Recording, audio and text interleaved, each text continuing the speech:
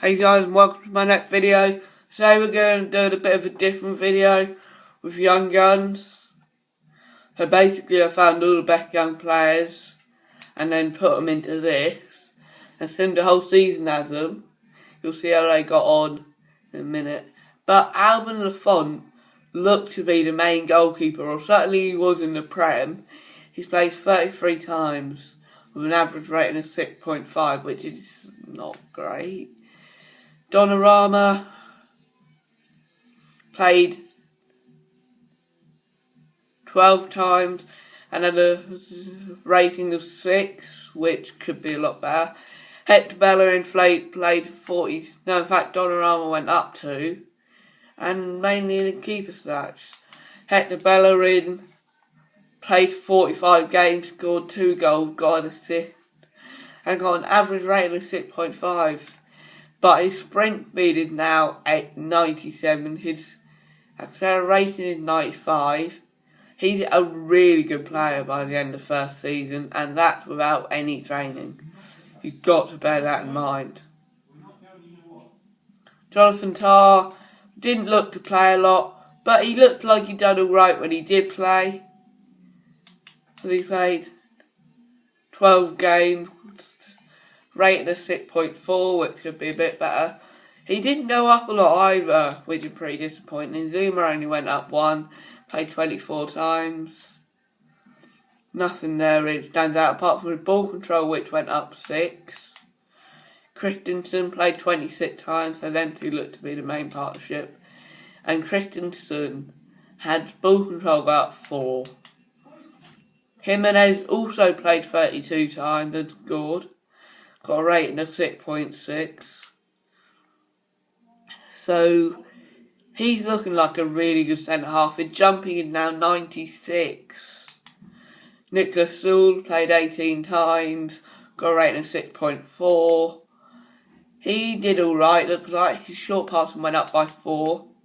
Rugani went up by 1. Played 11 games with a rating of 6.3. He went up a decent amount. His short passing went up 5. Fazio we ignore. Luke Shaw played 30 times with an average rating of 6.50. And his stamina went up 3. His short heading accuracy went up 5. And slide tackles went up 5. He turned into a great player. Grimaldo went up 2 in 20 games. No real standout stats which went up in there, apart from his stamina, which went up 4. Osama Dembele only played 2 games. I would have expected him to be regular, and yet he went up 2. His long passing went up by 6. His crossing went up by 9, and his acceleration up by 3. Moore played 1 game and got a clean sheet. Good work, mate. Great clean sheet. He went up by 3. His dribbling went up by 5.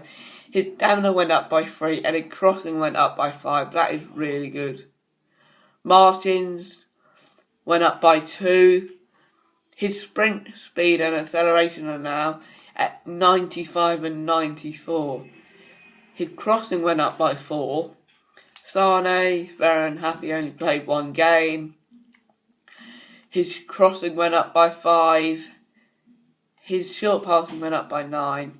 And yet he went up by 2. I cannot understand that. Immobile went up by 3. His short passing went up by 7. Finishing went up by 6. And his stamina went up by 4. So he's a pretty good player. And he played 8 games. Bernard Silva only played 13 games, went up by 1. Some of his stats went up quite well, but not a lot of them. Sewell looked like he had a very good season. He played 27 times. And his dribbling went up by 6. Finishing went up by 14. Renato Sanchez only played 8 times. He went up by 2. His finishing went up by 5. His short passing went up by 4, but they're the only real stands out. Kimmich, I haven't actually used him on FIFA. He looks like a really good player though. His finishing went up by 5. Obviously he's more of a defensive midfielder though. The Hood played 13 times. His finishing went up by 9. Tielemans, meant to be one of the best players on this team. And he only played 2 games, but his stats didn't really go up enough. Ben Taleb obviously shouldn't be on this list, but looks like he grew alright.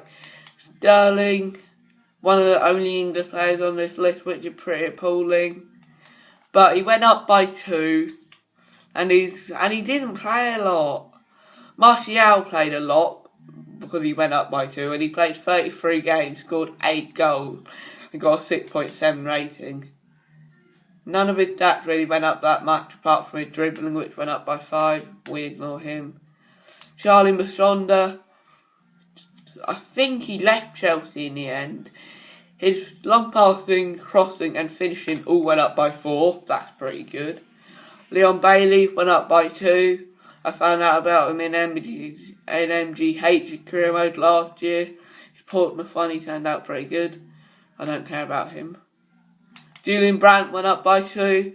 I'd recommend him to a lot of people because he's quite good. Certainly on the ball he is, and he'll track back. Castillo is a pretty good player. Asensio went up by 2, meant to be one of the best players. His long shots went up by 5, acceleration went up by 4. Halilovic done pretty well. His acceleration went up by 4, sprint speed up by 5. Ali went up by 2. That's pretty good. Even though with training I can get him up to like 87, I think, by the end of the first year, which is pretty good. Lamar went up to 81. He's played 4 games. And his sprint speed went up by 7. Long pass went up by 9. Kovalenko went up by 2. That's pretty good. He only played 14 games, so that's good. Will Miller didn't play. Maximilian Meyer didn't play. I would like for him to play a bit more, because he seemed pretty good. Rashford played 28 times, scored 10 goals.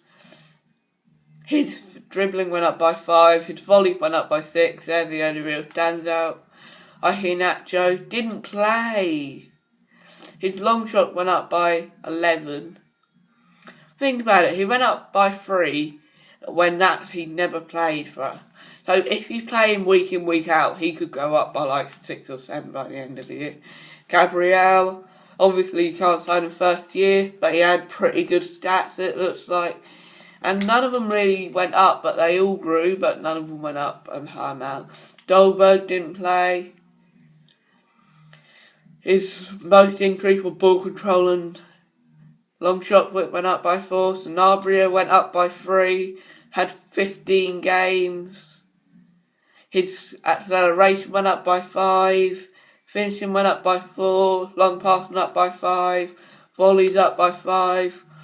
Korea looked like he had a pretty good season. Good. His acceleration went up by 4. Sprint speed up by 3. So that's pretty good for him. His volleys went up by 7. Coman only played 3 games. His long shots went up by 7. And then we got Keita, who didn't play. And now we're going to see how we got on in the league. This will really surprise you. We finished 9th. We won 14, drew 13, lost 11. That is shambles. Let's see what results we got then. We lost 2-1 to Hull. We drew with Man United. We beat Leicester 2-0. We beat West Ham 2-1. We beat Arsenal 2-1. We lost to Arsenal in the semi-finals of the FA Cup. We beat Bournemouth 3-2. We drew with Watford. We lost to Swansea 1-0. And we lost to Burnley 1-0. We drew with Crystal Palace 1-1. We beat Southampton 1-0. We beat West Brom 1-0. We beat Stoke 2-0 in the FA Cup, obviously. We beat Everton 1-0. We beat Stoke 2-0. We beat Reading 4-0 in the FA Cup. We beat Liverpool 1-0 in the league. We lost to Middlesbrough 1-0. We beat Sunderland 2-1. We beat Preston 3-0 in the FA Cup. We lost 1-0 to Manchester City. We beat Liverpool 2-1 in the FA Cup. We drew 1-1 with Chelsea. We drew 2-2 with Watford. We drew 2-2 with Southampton. We lost 2-1 with Man United. We drew 1-1 with Hull. We drew 0-0 with Burnley. And we beat Swansea 2-1. We beat Chelsea 2-0. We lost to West Ham 2-0.